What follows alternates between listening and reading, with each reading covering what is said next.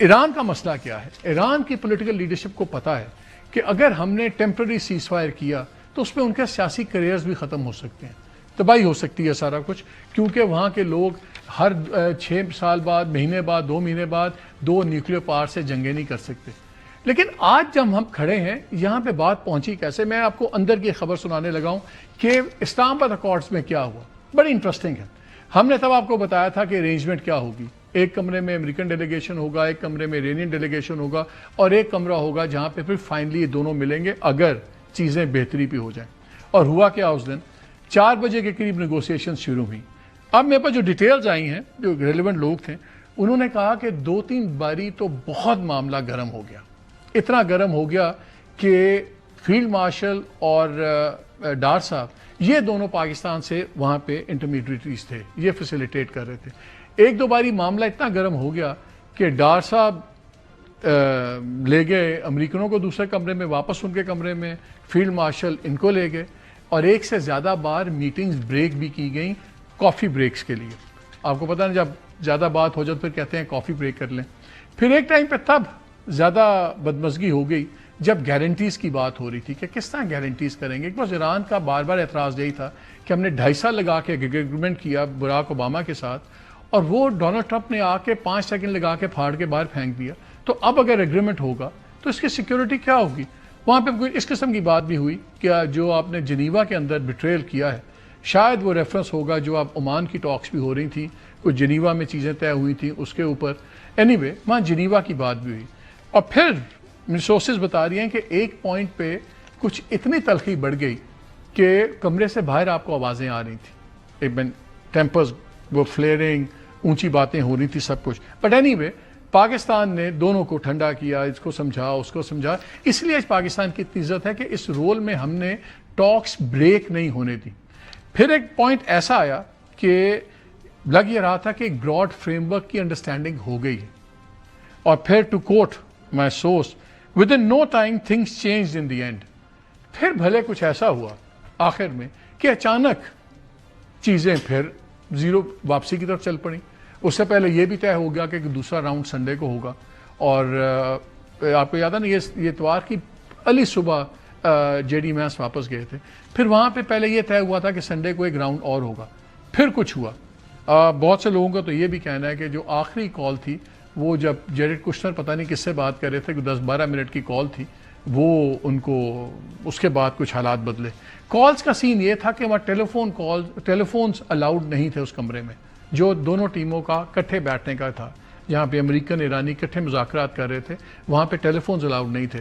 تو پھر جس کو بھی کال کرنی ہوتی تھی وہ باہر جاتا تھا، تو اس سے آپ کو کافی اندازہ بھی ہو گیا کس نے پیچھے کتنی کالز کی، یا جب کافی بریکس ہوتی تھی تو کب کالز ہوتی تھی۔ سو یہ تھا arrangement, it had its highs, it has its lows, اور پاکستان بہرحال اس کو کھینچتا گیا، اور کافی جس کو کہتے ہیں نا بہت بریکنگ پوائنٹ بھی آئے اور پھر ری بلڈنگ پوائنٹس آئے۔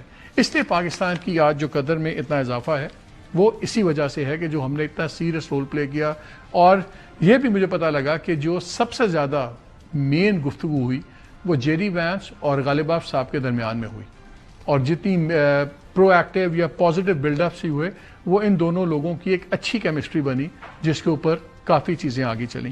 اب دیکھیں تو اب یہ بیک گراؤنڈ ہے، اب یہاں سے سوچیں، یہاں سے وہ واپس چلے جاتے ہیں، پھر فیلڈ مارشل ایران پہنچتے ہیں، پرائم منسٹر سعودی عربیہ، قطر، اور آپ نے وہاں بھی دیکھا جو پرائم منسٹر کی بھی پکچر تھی ان کے ساتھ ایم بی ایس کے ساتھ، وہ آپ دیکھیے پروٹوکول والی پکچر نہیں تھی، it's a very very strong hug and everything. وہ جاتا ہے واپس جے ڈی وینس تو وہ تھمز اپ کر کے جا رہا ہے۔ ایران میں ہم لینڈ کرتے ہیں تو وہاں ترانے بنائے جا رہے ہیں، گانے سنائے جا رہے ہیں، لیکن سب سے مشکل کام اس وقت تہران میں ہے، کیونکہ زیادہ فیسلٹیز یا کنسیشنز اس وقت تہران سے مانگی جا رہی ہیں۔ وہ اب یہ چاہتے ہیں، 2 مین ایشوز ہیں، ایک ٹھیک ہے ٹائم فریم جو بھی ہوگا انریچمنٹ کا ہم اس پہ ایگری کر جائیں گے، لیکن یہ ہمارا انہیرنٹ رائٹ ہے، وہ ہم نہیں چھوڑیں گے کہ اب یہ کہیں گے تہران اپنا یہ حق ہی چھوڑ دے کہ ہم انریچمنٹ نہیں کریں گے۔ So that is one main point. دوسرا پوائنٹ ہے آپ کی ڈی فریزنگ آف ایسٹس کا۔ 26 سے 27 بلین تو ان 5-6 ملکوں کے پاس ہی پڑے ہوئے ہیں، لیکن ایران کا جو منیمم ایسٹیمیٹ کیا جا رہا ہے وہ $100 بلین کے ایسٹس اور فنڈز ہیں جو انٹرنیشنلی وہ فریز ہوئے ہیں. وہ ایک دوسری چیز ہے. ہرمزگان کے اوپر کوئی اتنا ایشو نہیں ہے. جو انہوں نے بلاکیٹ کیا ہے، ایران کے لیے پریشانی تب ہوتی ہے ایکسپرٹس کے مطابق اگر یہ بلاکیٹ 15 دن چلے. 15 دن کے بعد پھر ایران کے لیے پرابلم ہو جائے گی، اس کے سٹاکس فل ہو جائیں گے اور پھر اس کے کنوؤں کو خطرہ ہے، پہنچنے کا خطرہ ہے. بٹ اب آپ ذرا ان چیزوں کو جکسپوز کریں. 10 دن کا سیز فائر لبنان میں، یہاں کا سیز فائر ابھی 21 تک ہے. یہاں پہلے ہی ان پرنسپل ایگریمنٹ ہو گیا ہوا کہ اگر نیگوسیشنز میں کچھ آگے پیچھے ہوگا تو وہ سیز فائر اس کو ایکسٹینڈ کر دیا جائے گا. اب یہ 2-3 ٹیکنیکل چیزیں ہیں اور یہی اب چیزیں طے ہو رہی ہیں. اور اس وقت ایران کا جو وزٹ ہے فیلڈ مارشل کا، وہ اس لیے بڑا امپورٹنٹ ہے کہ یہ جو گارنٹیز اور ٹرسٹ کا ایشو ہے، سب سے بڑا مسئلہ اس وقت امریکہ اور ایران کے درمیان میں ٹیکنیکل ایشوز نہیں ہے، ٹرسٹ کا ایشوز ہے. بیکاز ایران کے ساتھ 2 دفعہ ہاتھ ہوا ہے. لاسٹ ایئر بھی وہ نیگوسیشنز کر رہے تھے، 12 دن کی جنگ تھوپ دی گئی. اس باری بھی نیگوسیشنز کر رہے تھے اور نیتن یاہو نے ٹوپی گھمائی اور امریکہ نے حملہ کر دیا.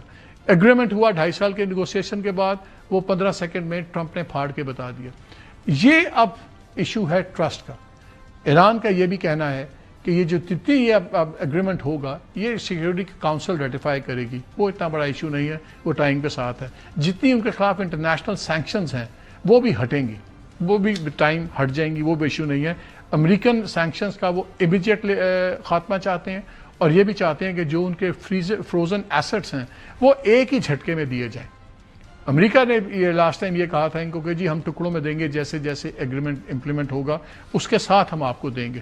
سو یہ اس وقت ایشوز ہیں. We have seen the highs, we have seen the lows, اب پھر ہائی پہ ہے. اور سب سے بڑا امپیڈمنٹ وہ یہ تھا کیا آج ہیکسیٹ جس کو میں کہوں گا نیتن یاہوز بی ٹیم جس کو کہتے ہیں، اس نے آج کہا چوز وائزلی ورنہ ہم تیار ہیں جنگ کے لیے. اب جنگ کے لیے تیار نہیں ہے، ٹرمپ افورڈ نہیں کرتا.